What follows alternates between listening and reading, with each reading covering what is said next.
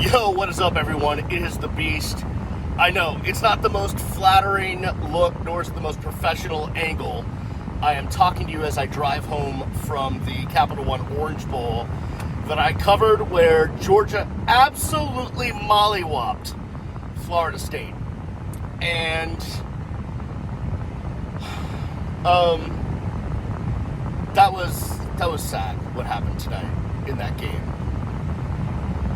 because it should have been a really amazing game to watch, right? Georgia, Florida State, two teams that had cases to make the playoff, more so I think for Florida State. And what we got was a Georgia team whose players and coaches bought into, like, hey, we're going to treat this like it is a playoff, like it is a huge game. And Florida State's team that didn't. And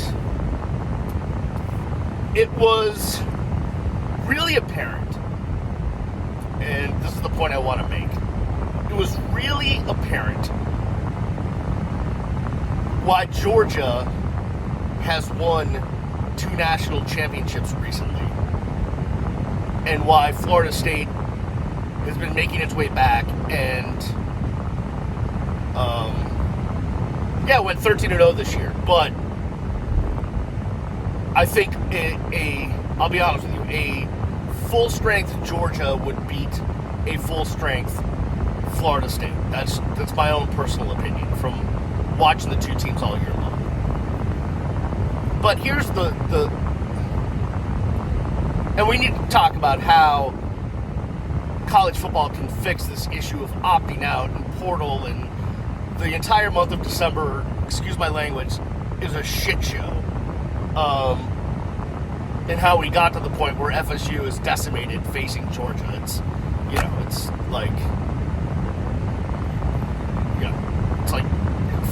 like, pardon my, this may not be in vogue these days, but I will bring it back to the Mad Dog Jim Mandich, who used to say, it's like watching a bunch of baby seals being clubbed. College football has to fix it. There needs to be incentives for these guys to stay and play the bowl games. I know a lot of people are suggesting put the bowl games at the beginning of the year. Whatever it is, that's a separate video. We need to fix it. We need to fix the portal situation, the opting out, all of the stuff needs to be fixed, right? Look at the red glow on my face from the brake lights ahead of me. But let's just talk about championship pedigree, DNA of a program, covering Florida State and Georgia this week. And I've covered, listen, you guys, hopefully you know that I've covered college football extremely closely over the course of, at this point, almost 30 years, okay?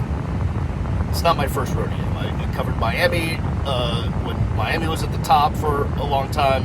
I've covered, every major game you could possibly imagine that's come down here. I've covered other major games, so I was around USC when they were winning, around Alabama when they were winning, Georgia. I've covered college football, okay? I've seen inside and out through people that I know that work at these programs, former coaches, that I know a lot of stuff, okay? And no, I'm not on the, I'm not Mr. College Football in the national media landscape, whatever, that's fine.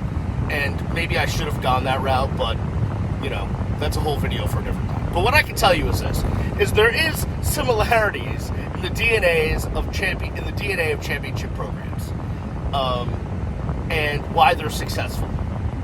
I mean, and when you talk to the Georgia players this week and their coaches, you can tell it didn't matter whether there was guys on Georgia that played tonight that are going to be first, second, third round picks that at other schools, those same kids are opting out and not playing the bowl games.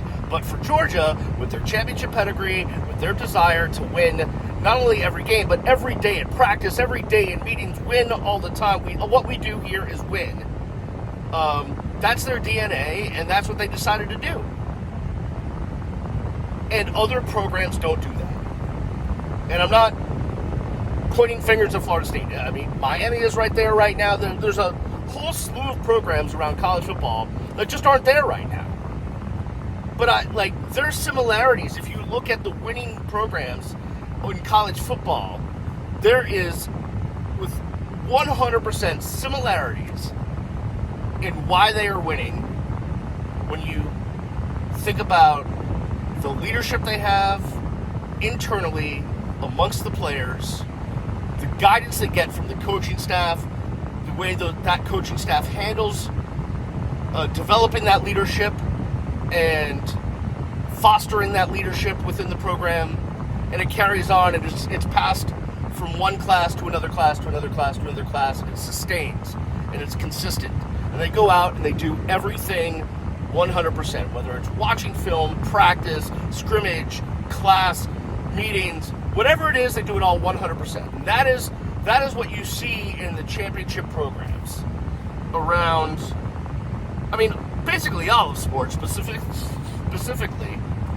in college football. And it was just such a dichotomy to sit there in the post-game press conference and watch Mike Norvell and two players up there. Mike Norvell was basically in tears the entire time. And he was that way when he came into the press conference. And to listen to those players talk versus Kirby Smart's coming in. Granted, listen, you're coming off a 60-point win and you're coming off a 60-point loss, and that alone is going to impact the differences. But,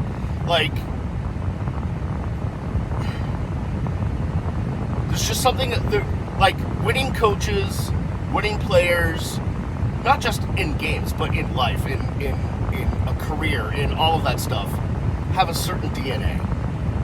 And if you want to be on top of the sport for a consistent amount of time, you got to develop that DNA.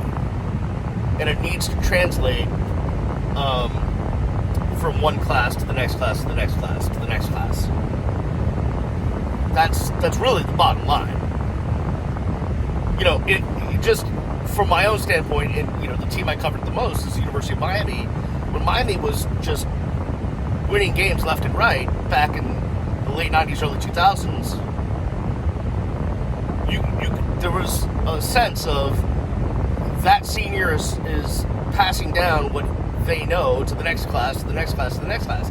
And then it got to the point where, because Miami got so full of themselves, so high on top of the mountain, that the players they were recruiting sure had all the athletic ability in the world, but didn't have the same makeup and character and DNA and psychological makeup, mental makeup, all of that stuff that you need to be a winner.